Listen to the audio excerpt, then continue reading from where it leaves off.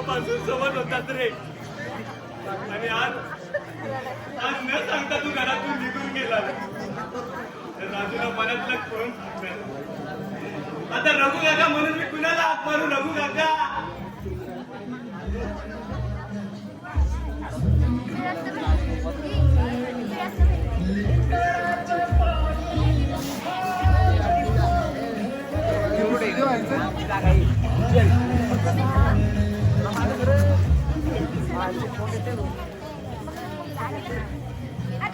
येणार रघु काका.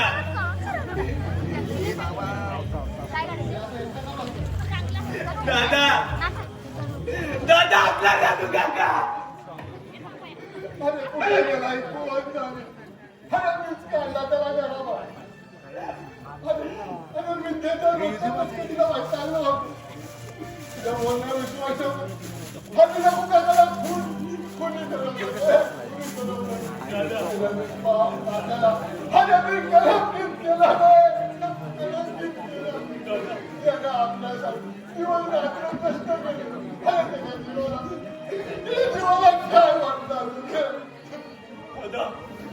एखाद्या वेळी जाऊ का आपल्या जीवाचं काही. अरे असं नाही करतात. अरे माझा विश्वास आहे त्याचा. अरे आमच्यासाठी नाही तुझ्यासाठी नक्की नाही दादा. मला हे घर एकट्याला खायला उठतंय रे. माझा डोकाका असला ना की सवड मिळाली की मला अजून मधून भेटायला यायचं.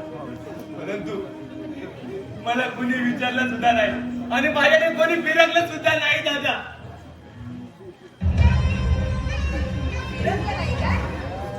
माझ्याबद्दल काही ना काही सांगून चांगले काम करा माझ्या नवऱ्याचे. नाही म्हणजे त्यांनी मला एवढं हकलून लावलं की मग त्याच्या नवऱ्याच्या टाळून हात फिरवा सगळ्यांना मोकळी मिळेल. कोण काय बोलत नाही. तुला जोडावून जवळच होतात. माझ्याबद्दल नाही मग काय कोणाबद्दल चर्चा चालू आहे एवढी. काय तर म्हणे माझ्या बाजूला कोणी ढुकून फिरकलं पण नाही. तरी बरं दोन वेळ जेवढं ताट पुढे आणून ठेवत होती. आणखी काय सेवा करायला हवी होती मी. पाण्याला कुत्र्याच्या पुण्यात देखील वेळच्या वेळी अन्न पुरवलं जातं. तुमच्यापेक्षा ना ती कुत्र्याची जात तरी इमानी असते. तिला खायला घातल्यावर ना भुंकत तरी नाही. कुत्र्या इतकी देखील किंमत उरली ना या घरात आता. दादा पाण्याला कुत्र्याच्या पुण्यात जर आपण काही टाकलं नाही ना तर जिवारी लागतं आपल्या. परंतु रघु काका गेल्यापासून मी अन्नाला स्पर्श सुद्धा केला नाही. पण तू एका शब्दात देखील मला विचारलं नाही वहिनी. आता कुणाच्या घशाखाली घास उतरत नसेल तर काय काठी कोंबा लावा का काय मी. तेवढी बिलकाल तेवढी नाही आहे मी. रघु काका गेल्यापासून तू जेवला नाही. होय दादा. रघु काका येईपर्यंत मी अन्नाला स्पर्श सुद्धा करणार नाही असा निश्चय केलाय मी दादा. बघा आपण गिळ्याला घालतो ना त्यांच्याबद्दल नाही. पण तो पाहून गेला ना तो कुणी माणूस त्याच्या किती पाय आहे याची. वहिनी अजून देखील गैरसमज आहे तुझा. हो माझ्या मनाचा राग जाणारच नाही. आणि तुमचा लाडका रघु काका हो तुम्ही गुन्हेगार नसताना तर सांगून गेला असता. उजळ मात्याने असा तो काळात लपून बसला नसता. अगं इतकी कठोर काळजाची आहेस तू. एक वेळ दगडाला पाझर फुटेल परंतु तुझ्या कठोर काळजाला कधीच पाझर फुटणार नाही. अगं इतकी निर्दयी आहेस तू. निर्दयी.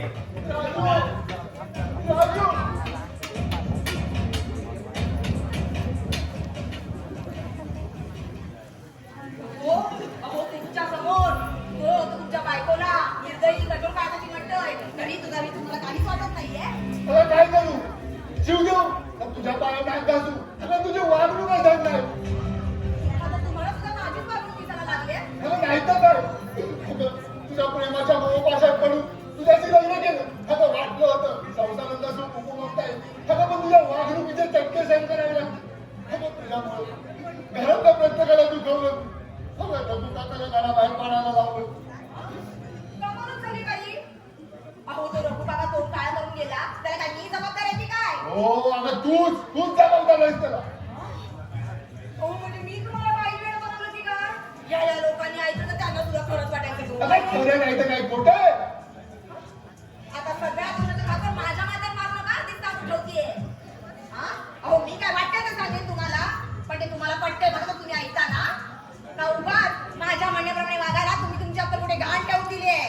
बेशरम आता तुझ्या या तुझं तोंडे बघितलं नसतं. हो का? पण लग्नापूर्वी हे तोंड बघूनच बोललात ना? काय? त्यांच्या सोडून बोलतेस. तुम्ही पोराला भाग पाडताय. हो, आता मीच मूर्ख आहे. तुझ्यासारख्या मूर्ख बाईला बोलायला लावतोय. हे आता असं बोलणारच. कारण आता भेटली असेल ना फटाकडी. हे बघा, कुठे दुसरीकडे दूध जुळलं असेल ना तर स्पष्टच सांगा. विद्या, राज्य मांडायचं समज. ठीक आहे, जाते माझ्या आईकडे जाऊन राहते. त्याशिवाय माझ्या नावाने घोंगडं तेवढं कसं उठतो. सगळ्या गेलीस माझ्या हात धरून ना, तरी मला फरक पडत नाही. असं स्वतःच्या बायकोला बोलवतो तरी नसतं. खराब दिवस काय किती असतो. ठीक आहे, आता इथून गेल्याशिवाय ना तुम्हाला तुमच्या बायकोची किंमत कळायचीच नाही. खबर गेलीस ना, तुझ्या नावानं गोड घे आणि सुटतो म्हणी.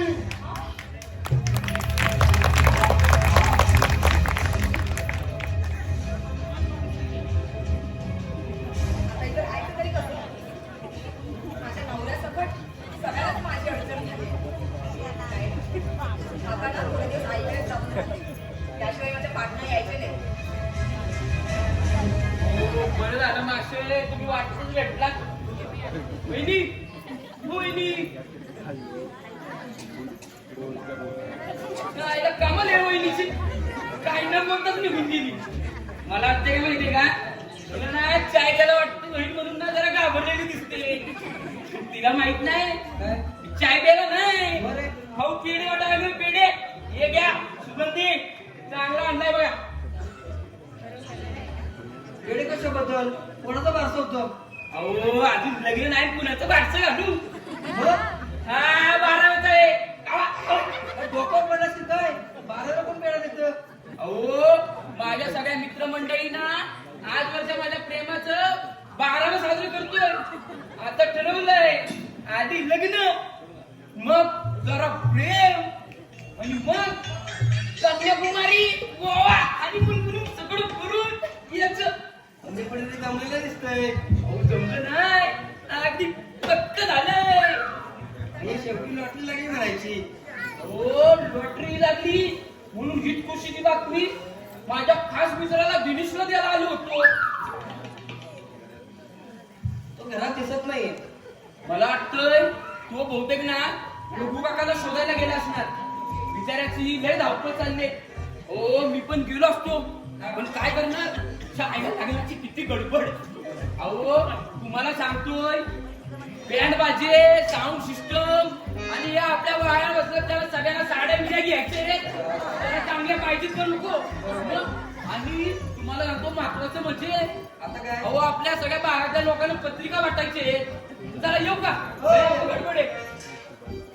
हा, अच्छा, एक राहिलं. काय झालं आता? हो आता पुन्हा येईन ना तेव्हा जोडीनच येत. आणि हा काय माहितीये का, लग्नाला यायला नाही ना जमलं तरी मी काय रागावणार नाही. हा पण ना जरा शेजार पाजाऱ्याकडे जरा हिशोबात वाचायचं नका. ते कसं विसरणार? अहो आजकाल लोक लग्नाला येतात, चांगली पोटभर जेवतात आणि गाळ्यात गळ घालतात आणि त्यात तशीच निघून होतात. त्यामुळे आपली प्रेमाची सुद्धा. नाही बरं आहे. चला येऊ का हो ये. मंडळी, सगळ्यांनी लग्नाला यायचा, चांगलं जेवण आहे. चला मला लगीन लगीन लगीन लगीन करायचं. मला लगीन लगीन लगीन लगीन करायचं. बाबा लगीन चांगली चांगली चांगली चांगली चांगली चांगली चांगली. गेला वाटतं. त्याशिवाय घरात कोणी दिसत नाही वाटतं. विद्या, ए विद्या. मला एकेरी नावाने हाक मारण्यात मजा गेली तुझी. माझ्याबद्दल उगाच गैरसमज करून घेते. तुला चांगली ओळखते मी, कळलं ना? थांब, मला तुझ्याशी बोलायचंय. माझी इच्छा नाही तुझ्याशी बोलण्याची. तरी सुद्धा बोलावं लागेल. माझी इच्छा आहे. मला वेळ नाहीये. मी मुंबईला चालले ना काही. का? माझ्या नवऱ्याला माझी गरज उरली नाहीये ना म्हणून. मग तुला गरज आहे ना तुझ्या नवऱ्याची? कोणाची मी बोलणी खाऊन राहिला की काय मारावर आलेली नाहीये. मी जाईन माझ्या आईकडे. आईचा विरोध करून लग्न करून तू ह्या घरी आलीस. आणि आईने तुला घरी घेतलं नाही तर? नाही म्हणजे आई तुला नक्की घरी घेईल पण आयुष्याचा आधार देऊ शकणार नाही. नवऱ्याला सोडून तू घराबाहेर पडशील तर कमलाकर सारख्या घरासाठी माणसाच्या जीवनात तू वापरून पडशील. कमलाकर सारखे हुशारीच्या तुझ्यासारख्या असहायची शिकार करायला जवळपासून वाट बघत असतात. म्हणजे माझा संशय येतोय का तुला? नाही विद्या, माझ्या बहिणीच्या आयुष्याची वाट लागू नये म्हणून वाट अडवून सावध करतोय मी. काय म्हणालास तू? तुझी बहीण? हो, तू मला बहीण मानलं? नाही नाही, आपल्या जन्मदात्याबद्दल सांगू न शकणाऱ्या या अभागिनीला तू बहीण मानलं. मला तुझा विश्वास बसत नाहीये. स्वतःच्या अहंकारात तुला विश्वास नाही तुझा. तो तुझा नाही तो. त्या संस्कारात तू लहानाची मोठी झालीस त्या संस्काराचा दोष आहे. लग्नापूर्वी कमलाकर तुझ्या आयुष्यात आला, त्याला तू फसवलं नाहीस, पण त्या नादान कमलाकरला तुझी किंमत समजली नाही. विद्या, मला एकाच गोष्टीत आश्चर्य वाटतं, त्या विश्वासातील माणसावर विश्वास पुन्हा तू वागायला तयार झालीस. अरे त्याच्या मनातील पापी वासना तुला ओळखता येऊ नये. नाही, आता तो निस्वार्थी मनाने माझ्याकडे येतो. तसं तुला वाटतं? तो कमलाकर तुझ्या सुखासाठी काहीतरी आभास करण्याचा निर्माण करून तुला आपला भोळा दाखवण्याचा प्रयत्न करतोय. त्याच्या वागण्यामध्ये मला काही गैर दिसत नाहीये. आज न उद्या त्या कमलाकरचं वागणं कसं आहे ते समजेल तुला. बघायला मी कोणाला म्हणून सांगता. तुमचा रघु काका गेला तो काळ करी. काय रघुमामा इथून गेला? रघु काकाचा रघु मामा झाला. तुमचा तो गोड मामा बनवून पळून गेला सुद्धा. बस विद्या बस, यापुढे एक शब्दही बोलू नकोस. गेली 25 वर्ष बेपत्ता असलेला सख्खा मामा आहे माझा तो. माझ्या आईची शेवटची इच्छा आहे तुझ्या भावाला भेटण्याची. रघु मला शोधण्याच्या धडपडीने मी इथपर्यंत आलो. आल्याला रघु मला काहीतरी विचारलं तर काही न बोलता तू निघून गेला. त्यासाठी मी वेगळ्या काही गोष्ट करण्याचा प्रयत्न करतो. आणि कारण रघुमाच्या पत्नीला म्हणजे माझ्या मामीला भेटून सत्याची खात्री पटवून रघुमाची मुलगी याची स्वरूपाची खात्री पटवून. म्हणजे त्याची बायको आणि मुलगी जिवंत आहे. म्हणजे तू सांगितल्याप्रमाणे रघु काका कुणी नाहीये.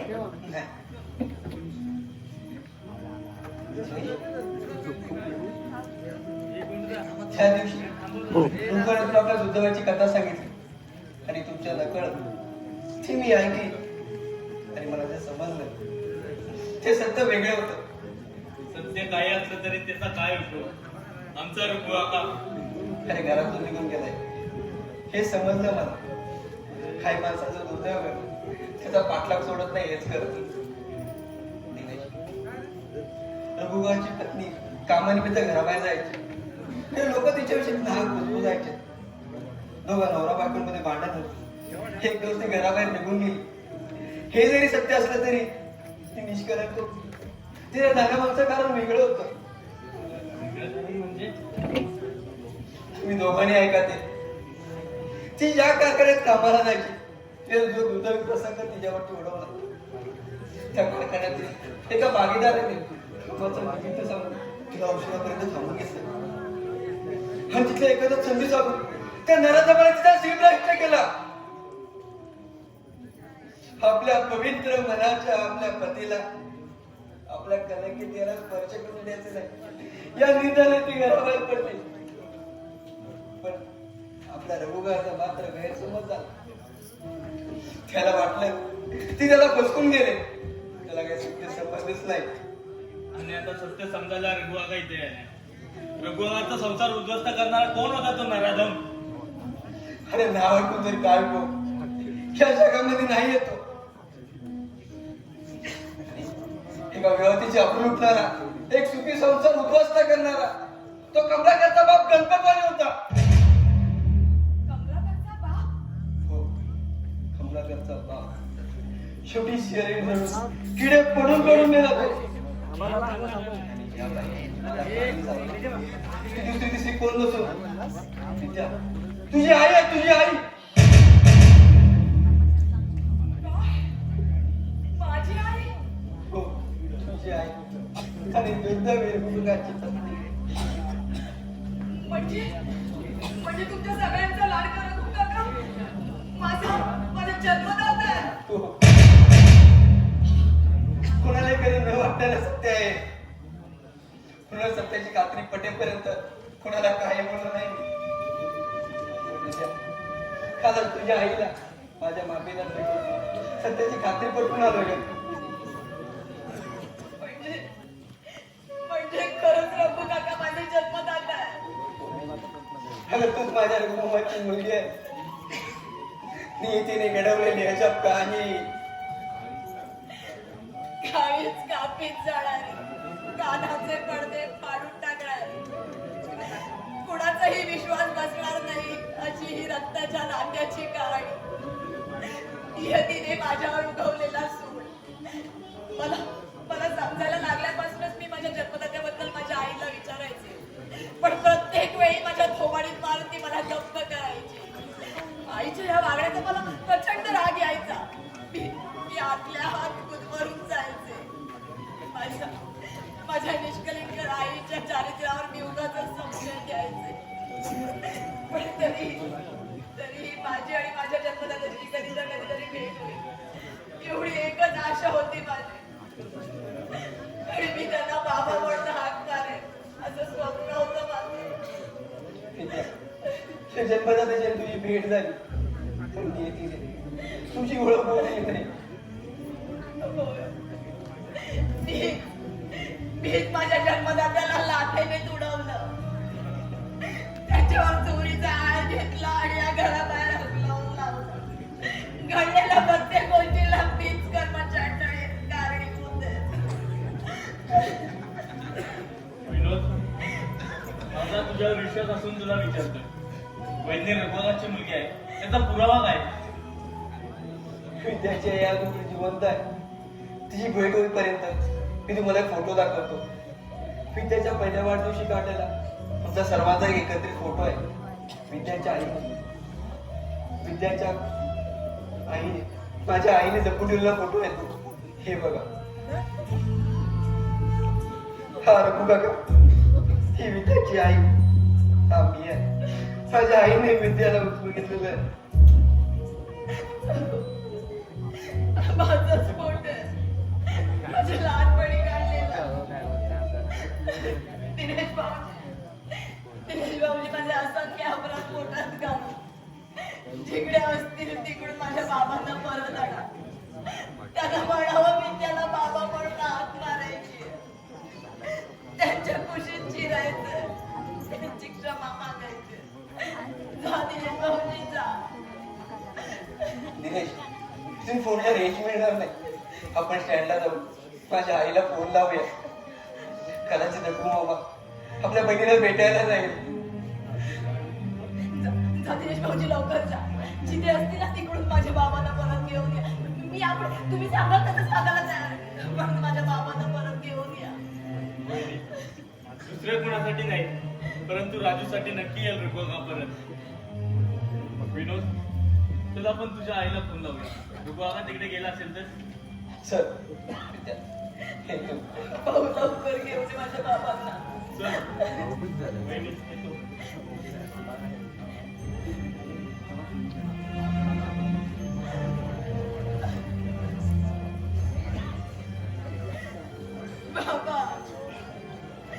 बाबा जिथे असाल तिथून परत या.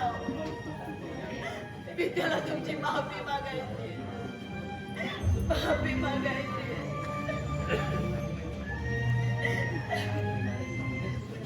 सुनबाई, काय रे थेरड्या, तुला किती वेळा सांगितलं मला सुनबाई म्हणायचं नाही म्हणून. तुझ्यासारख्या दीडदमडीच्या नोकरानं मला सुनबाई म्हणायला आमच्या घराण्याचा निवाळा वाचलेला नाहीये. चुकलो सुनबाई, चुकलं माझं. पुन्हा नाही बोलणार.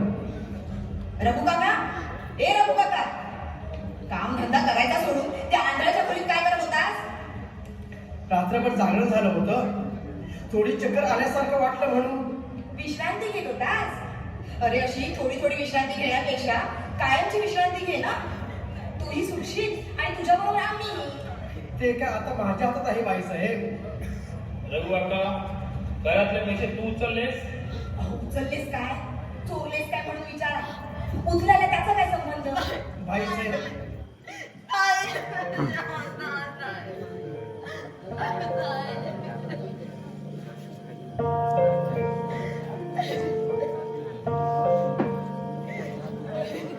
बाबा मला कळलेच नाही तुझ्या मनी वेदना कशी मी राहू बोल कुठे जाऊ मला काही समजेना साधही घालते लाडकी तुला जगण्या तू दिला माझ्या जीवा अर्थ खरा बाबा थांबणारी तू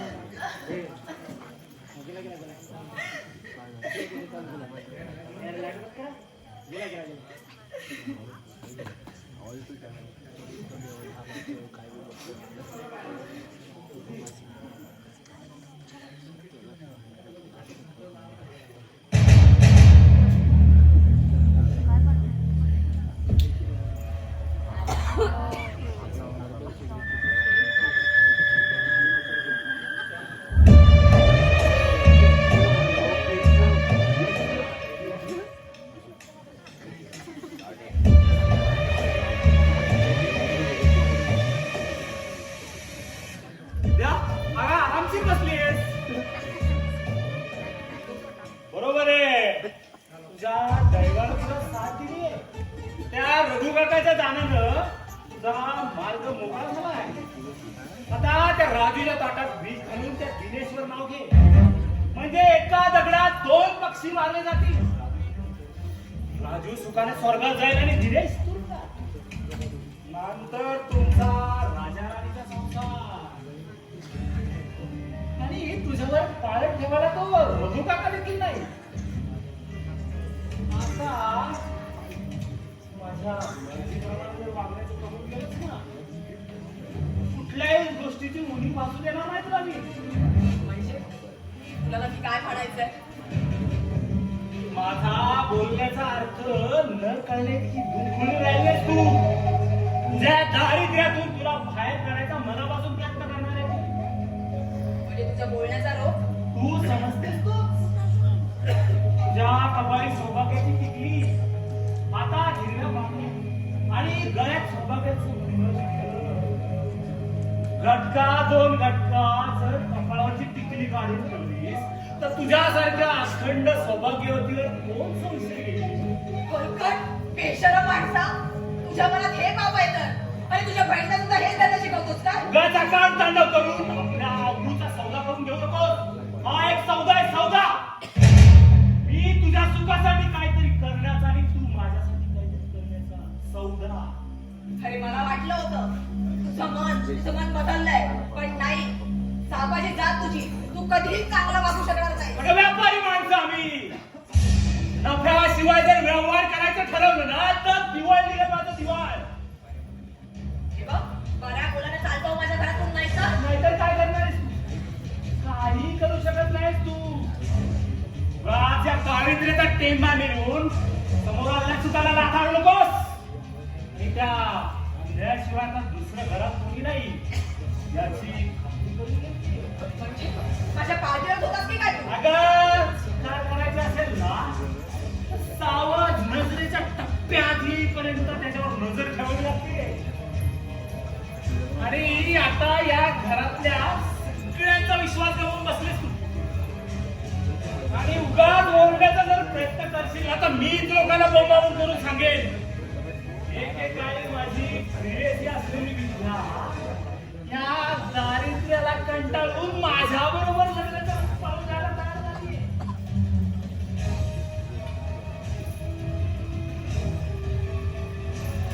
सोड म्हणजे ना, नाही का सोड मला. राजबाबी, राजबाबी लवकर या. अरे कोण रे काय? वहिनी, काय झालं? वहिनी, कोण आहे? वहिनी, येऊन रे. तिकडे. वहिनी, वहिनी, वहिनी.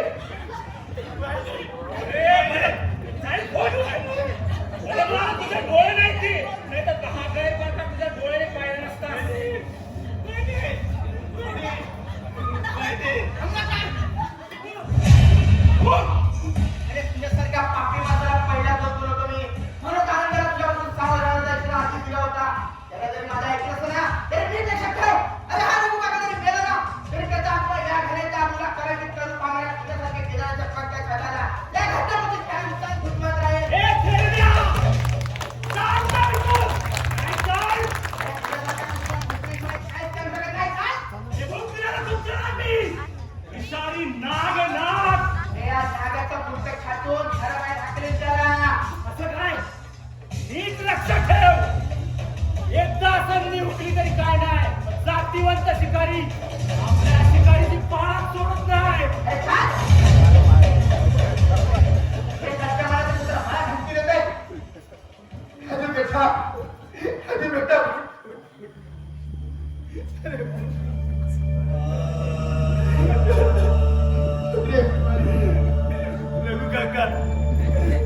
रघु काका तू आला. मला माहिती होतं माझा रघु काका येणार. रघु काका माझ्याशिवाय मी अन्नाला स्पर्श सुद्धा करण्याचा निश्चय केला होता. रघु काका अरे बेटा नाही. अरे असं नसतं करायचं.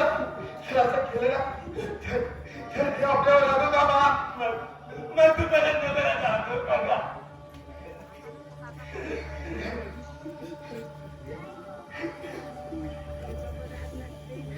बेटा या घरात जरी मी नसतो ना तरी तुझी महिना या घरात तुला ती आईच्या ठिकाणी जाईल. अरे किती झालं तरी मी परका माणूस या घरात राहिलो काय आणि गेलो काय सारखाच. पण या घरची माणसं जन्मभर साथ देते तुला. तुझी वहिनी जरी तुझ्यावर रागवली ना तू रागवायचं नाही सा मला.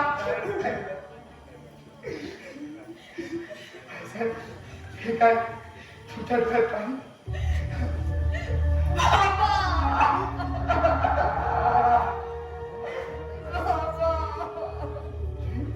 तुला बाबा म्हणत भाईसाहेब बोलण्याऐवजी माझ्या चौकाटात मारा बाबा. पण जन्मदानाच्या अधिकाऱ्याने मला विद्या पडता मारा.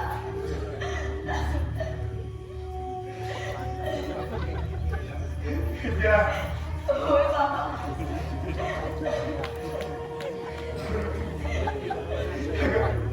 अगं हे तिच्या मनात असतं. हे टाळणं तुझ्या आणि माझ्या हातात नव्हतं. तुझ्या घरात आलीस त्यावेळीच माझ्या मनाला त्रास झाला होता. 2 वर्षाची असताना ताटातून झालेल्या तुला कोणत्या आधारावर माझी पोर म्हणणार होतो. तुला आपल्या नात्याची ओळख बरी करून दिली. बाबा विनोद माझ्या आत्याचा मुलगा. खरंच माझी ओळख करून घेण्यासाठी माझा पिच्छा पडत होता. त्यांनी केलेले तुमच्यावरचे आरोप सगळे तुम्हाला बोलता करण्यासाठीच होते बाबा. आणि तुम्ही समजते ना तशी माझी आई नावे आहे. आपण लवकर तिला मुंबईला जाऊ देऊया. आपल्याला बघून ना तिला खूप आनंद होईल बाबा. हे काय बाबा मी एकटीच बोलते, तुम्ही काहीच बोलत नाहीये. काय बोलू पोरी, बोलण्याची वेळ निघून गेली. जेव्हा बोलायची वेळ होती तेव्हा मला कुणीही बोलत दिले नाही. त्यावेळी तुझी आई सुद्धा माझ्याशी न बोलताच निघून गेली.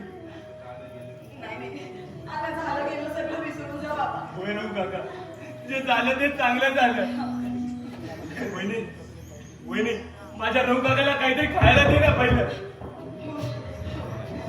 मुलांच्या ओघात मी माझ्या राजूला विसरून गेलो. राजूला जेवायला वाढला. नाही रघु काका, आपण दोघं एकत्र जेवायला बसू येणार रघु काका. तू जेवल्याशिवाय मी अंगाला स्पर्श देखील करणार नाही. मी थोडा बसतो.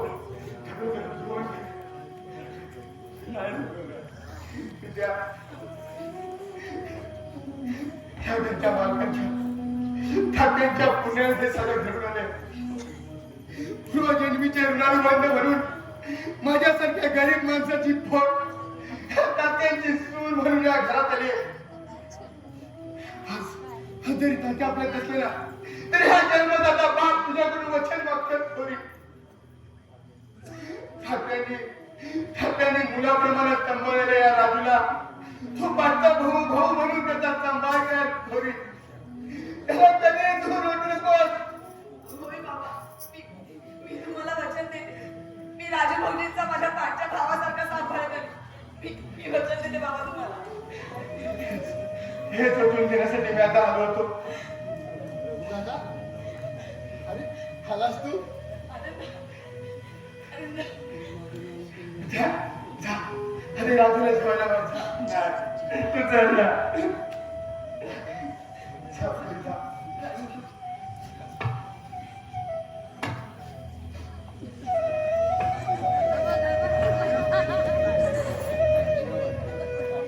काय योगा आहे भगवानला.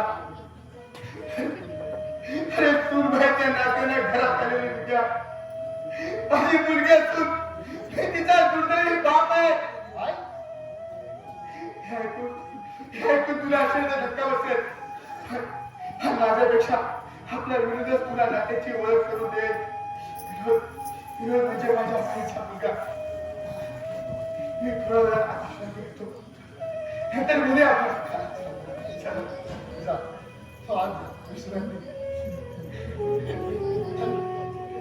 आमचा रघु काका अरे विद्याचा जन्म जातो बा. अरे या नियतीने कशी घडून आणली ही कहाणी. अरे माया ममतेची रक्ताच्या नात्याची. अरे तुम्ही आलात. अरे बरं झालं. अरे विनोद अरे तुझ्यामुळं तर अरे रघु काकाचं आणि विद्याचं नातं. आता समजलं. परंतु काय परंतु काय पण त्याचा आमचा रघु बाबा अरे आला. अरे तो परत आला. अरे आम्हाला सोडून कुठे जाणार नाही. अरे याची मला खात्री होती. बाबा परत आला कसं शक्य आहे ते? अरे दिनेश अरे असं काय बोलतोय. मी सांगतो. माझ्या आईला मी आताच कॉल करून आलो. रघु मग आपल्या बहिणीला भेटायला गेलो होता पण काय विनोद. बहिणीला भेटून रघु तिथून निघाला. तासाभरातच दुःखाची बातमी समजली. आपला रघु बघा रेल्वेखाली उडी मारून जीवाचा शेवट करून घेतला.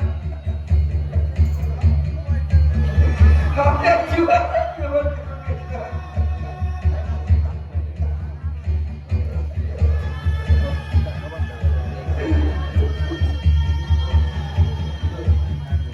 आपल्या देहालावर अरे अरे असं काय बोलताय. अरे कुणाचा फोन आला होता तुम्हाला. अरे ती बातमी खोटी होती. अरे रघु काका जिवंत असून अरे तो इथं आलाय. तुम्हाला विश्वास नसेल ना बसेल. मी त्याला बोलवतो. हे तुमचा गैरसमज दूर आहे. विद्या जा. रघु काका आतून झोपला असेल तेव्हा बाहेर बोलव. बघा आता रघु काका बाहेर आहे आणि तुमच्याशी बोलायला लागेल. नाही ही बातमी. बाबा बाबा विद्या आनंद बाबा आतमध्ये निघून बाहेर गेले का ते? अरे काय बोलते. रघु काका आतमध्ये नाही. अरे विनोद अरे विद्या म्हणते ते खरे. अरे अरे रघु काका आतमध्ये नाही. अरे आतमध्ये इथं होते. हो मग गेले कुठे? तुम्ही होतात ना. हो अरे आम्ही पण बघितलं. आमच्याशी बोलला रघु काका. आणि आले तेव्हा माझ्यासोबत माझ्याकडून ते वचन सुद्धा घेतलं राजमुलीला सांभाळण्याचं. सत्य कोणालाही टाळता येत नाही. तू म्हणतेस ते खरंच नाही. राजूवर त्याचा जीव होता. त्याला सांभाळण्याचा वचन प्रयत्न घेण्यासाठी. अरे तुमचा रघु नव्हे तर त्याचा आत्मा झाला होता. त्याचा खरं कोणाला ओळखता आला नाही. अरे यापुढे तुमचा रघु बघा. अरे माझा मामा आपल्याला भेटणं शक्य नाही. रघु बाबा असं काय. थांबा थांबा. काय काय झालं माझ्या रघु काकाला? अरे अरे अरे कोणी काय बोलत का नाही? काय काय झालं माझ्या रघु काकाला? हे दिनेदा काय झालं? हे आनंदा आपला रघु काका कुठे? माझा रघु काका मला पाहिजे. नाही राजू नाही. हे दिनेदा माझा रघु काका कुठे? तुमचे रघु काका काय वहिनी माझे